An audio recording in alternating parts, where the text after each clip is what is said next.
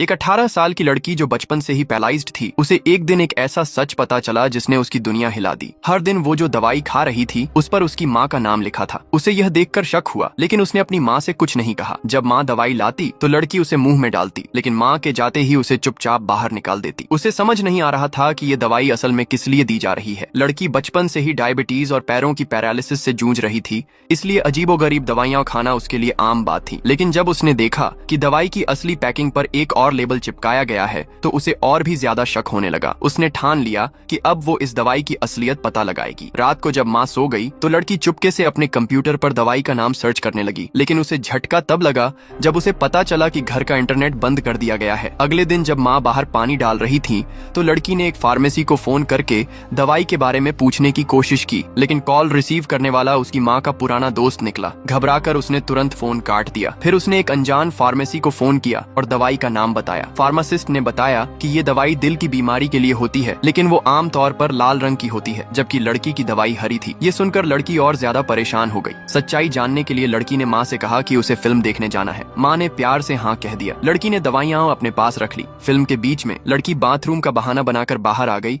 और वहाँ से सीधे एक फार्मेसी स्टोर पहुंची, लेकिन वहाँ लंबी लाइन लगी थी। उसने एक अंकल से रिक्वेस्ट की, जिन्होंने उसकी हालत देखकर उसे पहले जाने दिया। फार्मेसी में लड़की ने दवाई दिखाकर स्टाफ से पूछा कि ये किस बीमारी की दवा है। जवाब सुनकर लड़की के पैरों तले जमीन खिसक गई। ये कोई आम दवाई नहीं थी, बल्कि जानवरों को दी जाने वाली मसल रिलैक्सेंट थी, जिससे उनकी मांसपेशियां सुन्न पड़ जाती हैं। यानी लड़की की माँ उसे धीरे धीरे अपाहिज बना रही थी। लड़की को अचानक चक्कर आने लगे और तभी उसकी माँ वहाँ पहुँच गई। माँ उसकी चालाकी समझ गई और लोगों को दूर हटाने लगी। इससे पहले कि लड़की कुछ कह पाती, माँ ने उसे एक इंजेक्शन दे दिया, जिससे उसकी पूरी बॉडी सुन्न हो गई। वो चाहकर भी चिल्ला नहीं पा रही थी। अब माँ उसकी याददाश्त को मिटाने के लिए दवा खोजने लगती है। होश आने पर लड़की भागने की कोशिश करती है, लेकिन माँ ने गेट लॉक कर दिया था। लड़की खिड़की से बाहर निकलकर दूसरे रूम में जाने प्लान बनाती है। उसने अपना ब्लड शुगर चेक किया, जो बहुत कम था। उसने जल्दी से ढेर सारा खाना खाया। कुछ तार और सोल्डिंग मशीन लेकर खिड़की से बाहर निकलकर फ्लोर पर खिसकते हुए दूसरे कमरे की खिड़की तक पहुंच जाती है। सोल्डिंग मशीन की मदद से वह खिड़की पर लगे शीशे को तोड़ देती है। माँ ने उसकी स्टेयर वॉकर का कनेक्शन भी काट दिया था। वॉकर का बैलेंस बिगड़ जाता है और वो सीढ़ियों से नीचे गिर जाती है। वो किसी तरह घर से बाहर निकल जाती है, लेकिन एक ट्रक से टकराने वाली थी। तभी ड्राइवर ने ट्रक रोक दिया। लड़की ड्राइवर से उसे बचाने को कहती है। माँ को आता देख ड्राइवर उसे छुपा देता है। माँ उसके गले में इंजेक्शन देकर बेहोश कर देती है और लड़की को वापस घर लाती है। जब लड़की की आंखें खुली तो वो अपने ही घर के बेसमेंट में थी, लेकिन ये कोई आम बेसमेंट नहीं था, बल्कि एक एक्सपेरिमेंट लैब जैसा लग रहा था। वहाँ कई सारे साइंटिफिक इक्विपमेंट रखे थे। तभी उसकी नजर एक टेबल पर पड़ी, जहाँ कुछ डॉक्यूमेंट्स रखे थे। उसने एक लिफाफा के अंदर स्टैनफोर्ड यूनिवर्सिटी का एडमिशन लेटर देखकर हैरान हो गई। अब उसे समझ आया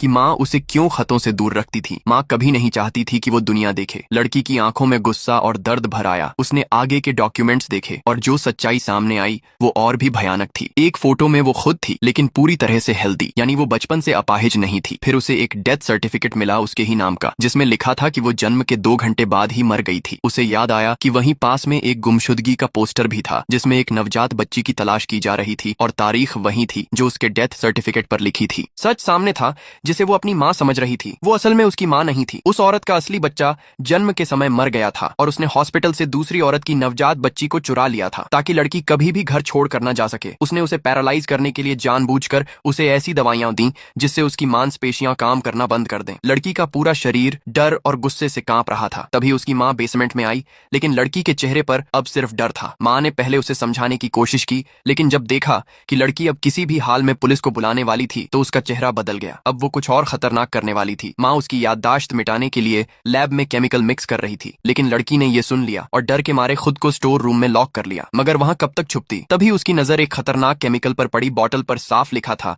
गलती से पी लिया तो जान जा सकती है। लड़की ने सोचा, अगर मैं इसे पी लूं तो उसको मजबूरी में मुझे बचाना ही पड़ेगा। उसने बिना कुछ सोचे केमिकल पी लिया। जैसे ही लड़की जमीन पर गिरकर तड़पने लगी, माँ घबरा गई। उसने जल्दी से एंटीडोट पिलाने की कोशिश की, मगर अब बहुत देर हो चुकी थी। लड़की की हालत इतनी खराब हो गई थी कि वो कुछ भी निगलने लायक नहीं रही। डॉक्टर्स ने लड़की की जान बचा ली, लेकिन उन्होंने कहा कि लड़की ने सुसाइड की कोशिश की है तो उसे मेंटल हेल्थ ऑब्जर्वेशन में रखना होगा। माँ को डर था कि अगर लड़की बाहर की दुनिया से मिली तो वो सबको बता देगी कि उसकी माँ ही असली विलन है। इसलिए उसने हॉस्पिटल से लड़की को किडनैप करने का प्लान बनाया। लड़की अभी भी एनेस्थीसिया के असर में थी, लेकिन उसने खुद को संभाला और इमरजेंसी बेल दबा दी। नर्स आई तो लड़की ने आई कांटेक्ट से इशारा किया कि उसे पेन और पेपर चाहिए। लड़की ने जल्दी से माँ लिखकर हेल्प मांगने की कोशिश की, लेकिन तभी हॉस्पिटल में इमरजेंसी अलार्म बज गया। नर्स किसी और पेशेंट को देखने चली जाती है। लड़की ने देखा माँ रूम में आ चुकी थी। उसने समझ लिया कि कि अलार्म फेक था और माँ ने ही ये सब प्लान किया था। माँ ने जल्दी से हॉस्पिटल इक्विपमेंट्स हटाए और लड़की को व्हील चेयर में डालकर भागने लगी। लेकिन जब नर्स वापस आई और देखा कि लड़की गायब है तो उसने सिक्योरिटी को इन्फॉर्म कर दिया। सिक्योरिटी को लड़की का अधूरा नोट मिला जिस पर सिर्फ माँ लिखा था। अब उन्हें शक हो गया था और पूरे हॉस्पिटल को लॉकडाउन कर दिया गया। माँ ने पहले से ही ये सब सोच रखा था। उसने पर्स से गन निकाली